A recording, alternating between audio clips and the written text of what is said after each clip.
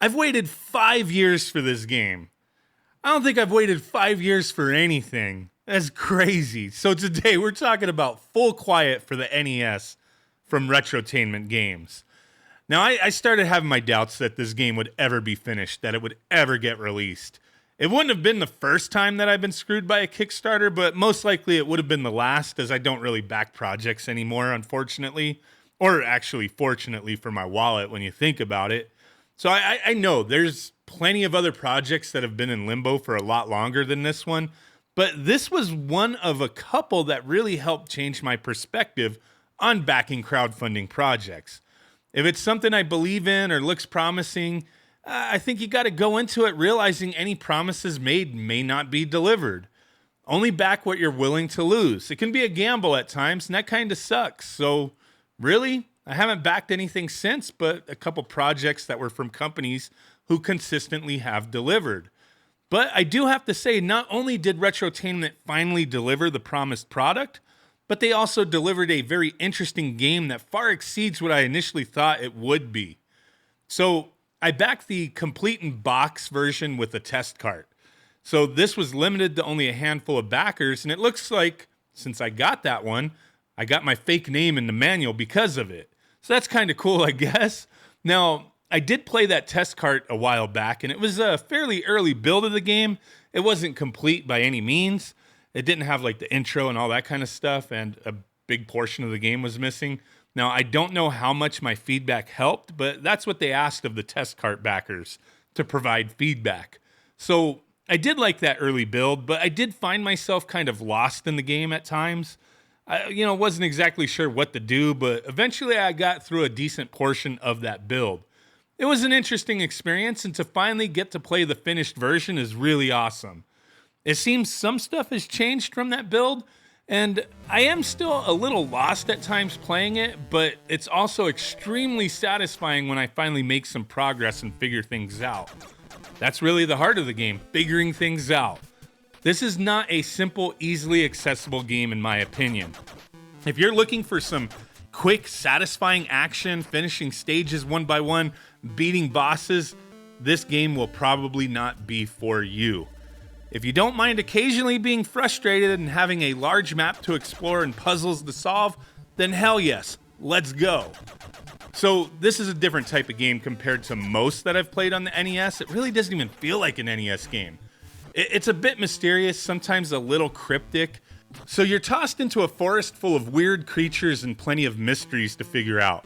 Your son's been taken, and to find him, you have to restore relay systems and connecting grids of equipment to be able to keep progressing. This isn't exactly straightforward, as there are many paths to take, pieces of equipment to find, things that need to be powered back up. There's messages that you uncover, clues that you find that all help guide you. And this is all while being hunted by these mysterious creatures. So there will be people that you communicate with over radio that will give you some good information in the game. Also, a bunch of different weapons that you find that help you along the way, different types of items. And I think managing these resources will be important if you want to survive getting to the next save spot, as you have stuff like energy bars that replenish your health and med kits, that kind of stuff. So navigating through the areas may seem like it can be easy to get lost, but I think with the navigation system that they've implemented and the clues that you find throughout really help you from giving up and get you going in the right direction. You just got to pay attention to all that stuff. That's really all it boils down to. So there is a map that you can view that keeps track of the areas that you've been to, and it'll show flags where different cabins are and other areas of interest.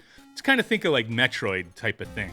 Now, while playing the game, the one thing that I think is unique and really helps is whichever direction you're walking in, it will always tell you where you are heading, north, south, east, and west. And I think this is important for a game of this style where changing directions by taking different paths can become confusing, kind of like that Friday the 13th game on the NES. It could take a little getting used to, but once you have it figured out and you keep track of the map, I think it's not much of an issue.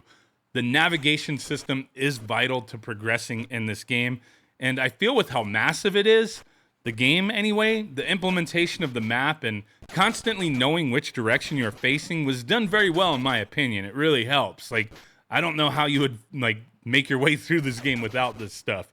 It'd be possible, but this definitely helps. Now, another thing I like is that the game has a day and night cycle. It gets more dangerous in the forest during certain times, but if you're near a cabin that you have successfully unlocked, you could save your game or even go to sleep. Going to sleep allows you to start back up in the morning to avoid all the weirdness that occurs during the middle of the night.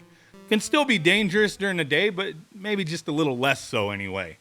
Now, I've only scratched the surface of this game playing it in my free time these past few days, but it's one that keeps drawing me back in. I want to see what happens next, what new monsters I'll see, what new radio buddy I will hear from. I'm just really interested in seeing how this story unfolds. It's really that intriguing. This is one of those games where the manual leaves you a place to take notes. Now, I'm not one for writing in a game manual, never really had been, even when I was a kid, but it's one of the first times in a long while I did feel like I needed to take some notes on occasion. A lot of things will be recorded in the game and you have access to, like the notes that you find and transmissions, but you will find stuff like Morse code messages off of radios, some other cryptic type things that you may want to write down that will help you from having to backtrack too much, throughout the game. So yeah, this is one of those note-taking type of games, man. Not crazily so, but there's going to be some stuff you want to, take a screenshot of or write down or text yourself, that kind of thing. So this game, it as I've said, it's pretty huge. It has a really big map, and from what I could tell, there's at least 9 different areas that you explore, and each is very massive from what I've experienced so far. This is a big game, and I do feel like for the price I paid, this is a full-fledged experience, like almost like a AAA experience type of thing. I think I'm getting more playtime out of this than some recent games I've bought on current hardware. It's not one of those games that you just play, it's a quick throwaway game and you come back to it from time to time. I think they really created something special here. The graphics look nice, the music and atmosphere really helps pull you into the game. The creatures all look interesting for the most part. There's a couple that are like, what the heck is that, right? Now, I mean, this is a game that I think I would have been fascinated with if it came out during the NES's actual life cycle, but instead I get to be fascinated with it now, so that's cool. It's like a game that it's for the NES, but I really couldn't see it being made back then. It's a cool one, though. I do wind up getting more into retro style games, more so than a lot of new stuff, so I'm glad I get to experience this now. So, I do really love that games for old systems keep getting made. And this isn't a knock at any company or indie developer at all that makes retro games. But this one really feels like a ton of effort went into it. I mean, it's taken like over 5 years to release, so I would hope so, right? A lot of times, like new retro games that I've played, they're fairly simple. Maybe they have interesting gimmicks, but a lot of times, despite being really fun, they tend to play it safe. This game could have played it safe and made it a more straightforward experience while still keeping a lot of what makes the game different, and I think people would have loved it, but they did something, a bit different and unique, something that really feels beyond an NES game, like I said, and I'm really enjoying it. So despite being frustrated at times in the game and having waited over 5 years for it, I'm glad Full Quiet is finally here. I'm not saying this is a perfect game or the best game ever, type of thing, but it's a unique experience that I think is worth checking out for anyone into retro games, especially stuff where, you got things to solve, things to figure out. If you like that style of game, this may be for you. Now, if you don't have an NES or a compatible system that plays NES carts, I know that a Steam version should be releasing at some point. Not sure if they'll wind up porting this to the Switch or other consoles, but I do highly recommend checking this game out if you have the chance. Thanks for watching. Bye.